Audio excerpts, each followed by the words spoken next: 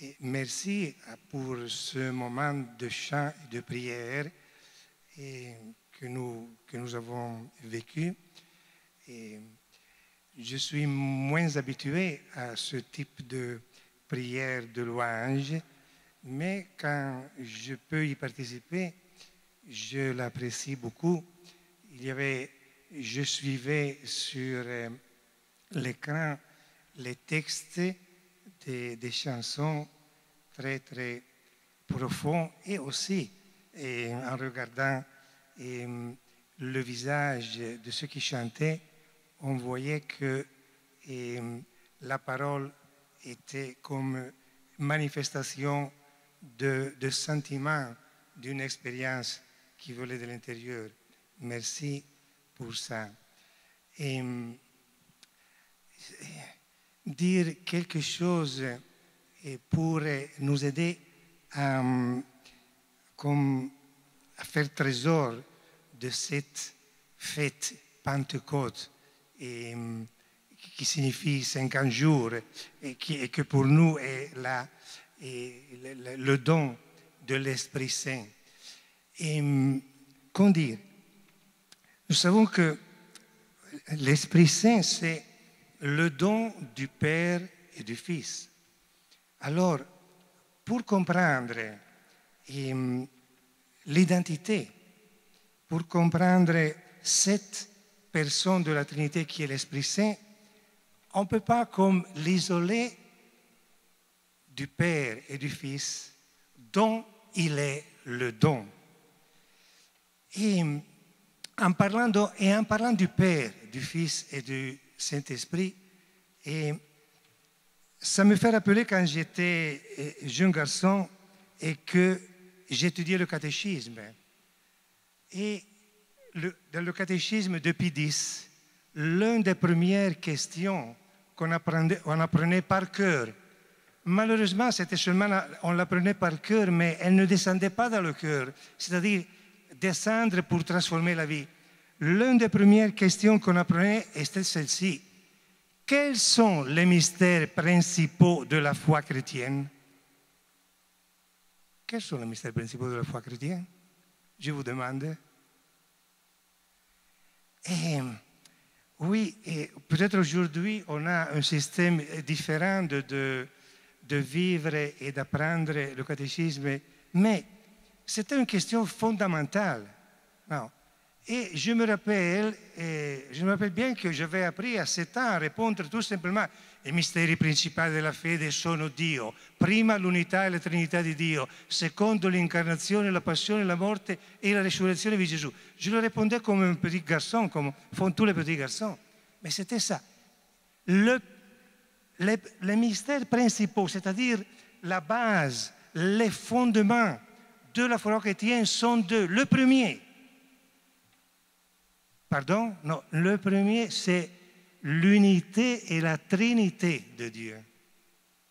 Dieu qui est une et trine. Ça, c'est le premier mystère, c'est-à-dire la première vérité fondamentale de la foi chrétienne. Et la deuxième, c'est l'incarnation, la passion, la mort et la résurrection de Jésus. C'est-à-dire la maison de notre foi, de la foi chrétienne, repose sur ces deux piliers. Est-ce qu'elle repose vraiment, la maison de notre foi, sur ces deux piliers? Parce que pour reposer, ça signifie que ces deux piliers inspirent, donnent vie, alimentent et notre foi, et parce qu'il alimente notre foi, notre vie chrétienne, mais notre vie ici sur la terre.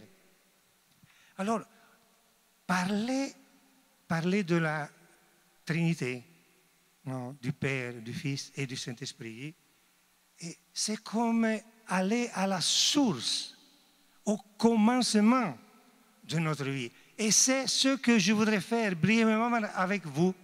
Non, de vous donner un petit aperçu, je l'ai fait beaucoup de fois, mais il me semble que comme c'est la chose la plus précieuse que je peux vous donner, comme nous ouvrir à la connaissance et à la reconnaissance de la source, de la maison dans laquelle nous sommes nés, dans laquelle nous venons et à laquelle nous retournons, qui est la Trinité. Et on peut le faire parce que c'est Jésus même qui nous a donné la possibilité de parler du mystère de Dieu. Que ce n'est pas possible pour nous parler du mystère de Dieu parce que nous, on est des créatures. Dieu est Dieu. Il est totalement autre que nous.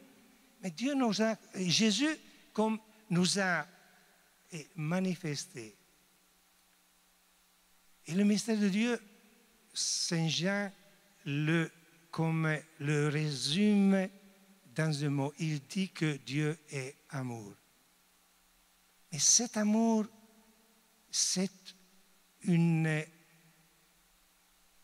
feu qui constamment brûle et qui, dans son unité, il présente comme trois différentes personnalités qui sont les trois différentes manières dans lesquelles ce même amour, parce que nous croyons en un seul Dieu qui est amour, ce même amour, il est vécu. Trois différentes identités, personnalités dans lesquelles l'amour est vécu.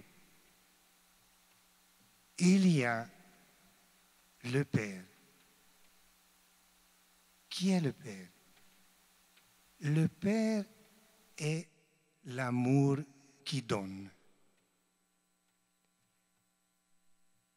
Dieu qui est amour, cet amour qu'il a, il ne le garde pas pour soi-même, mais tout ce qu'il est en tant qu'amour, il le donne. Il le donne au Fils.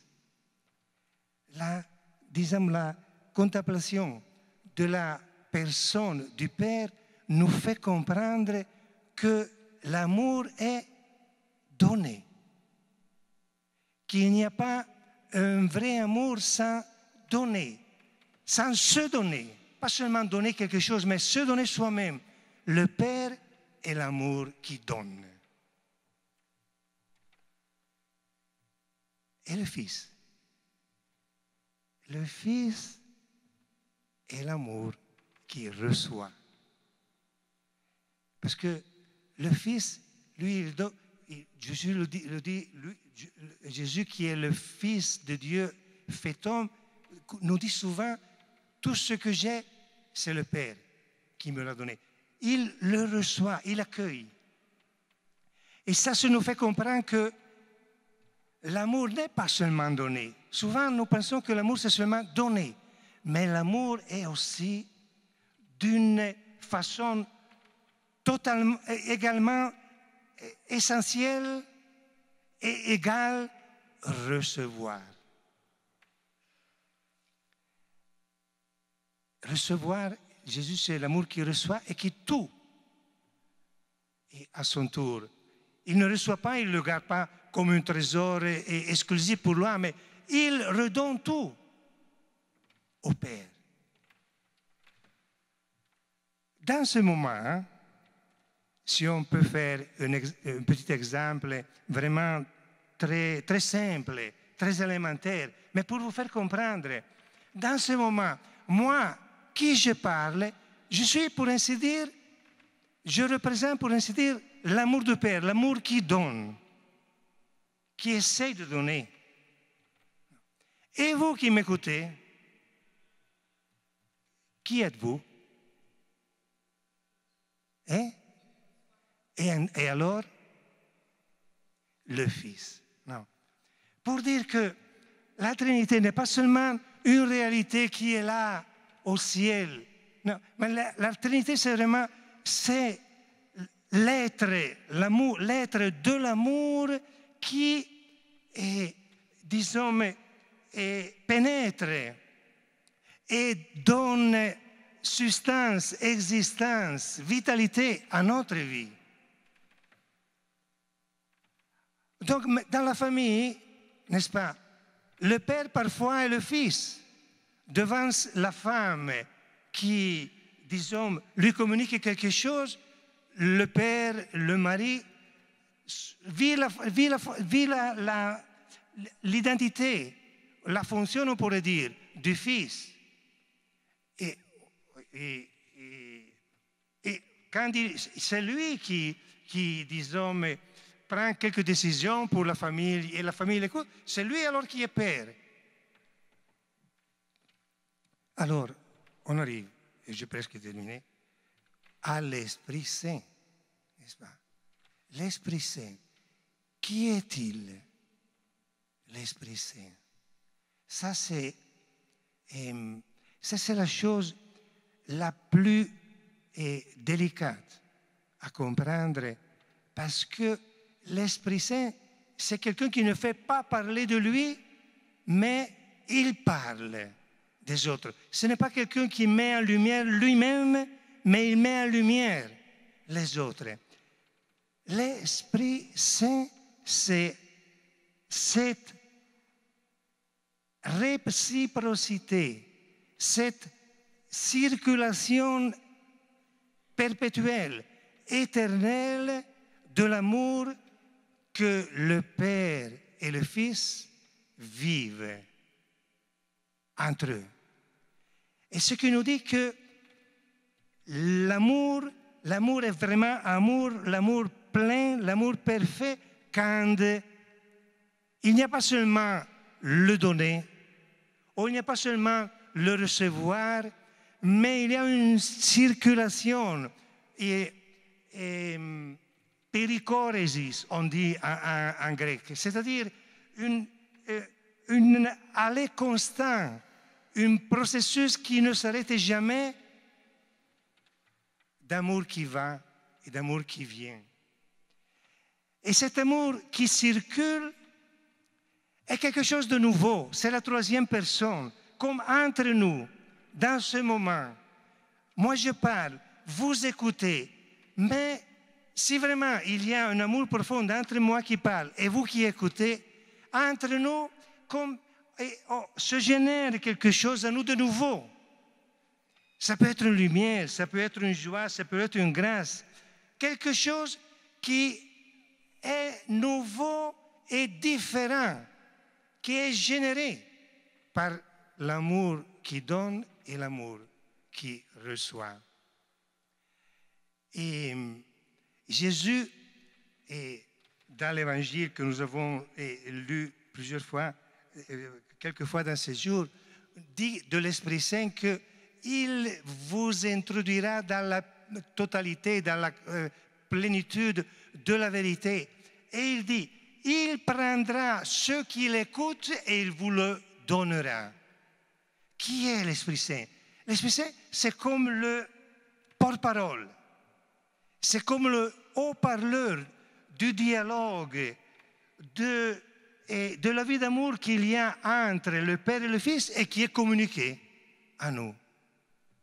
La vie de l'Esprit Saint, c'est nous partager la pensée, les projets, les désirs, la volonté du Père et du Fils qui arrive à nous à travers la voix de l'Esprit Saint. Et en écoutant la voix, la lumière de l'Esprit Saint, nous devenons capables de faire la volonté de Jésus, de connaître Jésus, de faire la volonté du Père. C'est lui qui nous dit, qui nous fait proclamer et exclamer Abba, Père, l'Esprit Saint. Alors, je ne sais pas.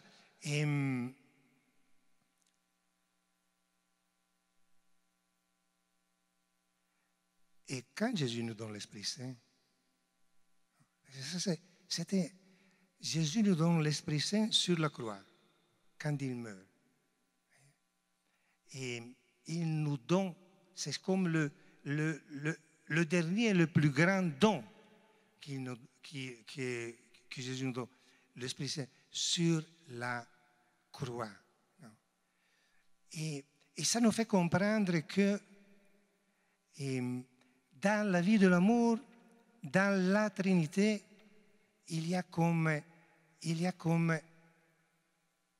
c'est comme implanté, Non, le mystère du sacrifice, le mystère de la croix, n'est-ce pas? Et l'Esprit Saint est un peu l'expression de cette détermination du Père de ne pas exister pour soi-même, mais de se donner, de faire le sacrifice de soi-même, de mettre de côté soi-même, d'oublier soi-même, la kénosis de soi-même pour se donner au Fils, le même que le Fils fait envers le Père dans l'Esprit Saint. Donc, l'Esprit Saint aussi, c'est cet amour qui nous donne la capacité de vivre un amour qui n'a pas peur de mourir, de se sacrifier, de donner la vie. Parce que c'est vraiment l'amour, c'est donner la vie pour ceux qu'on aime. Demandons au Seigneur la grâce de nous installer et de nous aider à connaître et à faire nôtre toujours davantage ce qui est la source de notre vie de chrétienne. Non? Et donc de nous faire grandir dans la relation avec le Père, avec le Fils et avec le Saint-Esprit. Amen.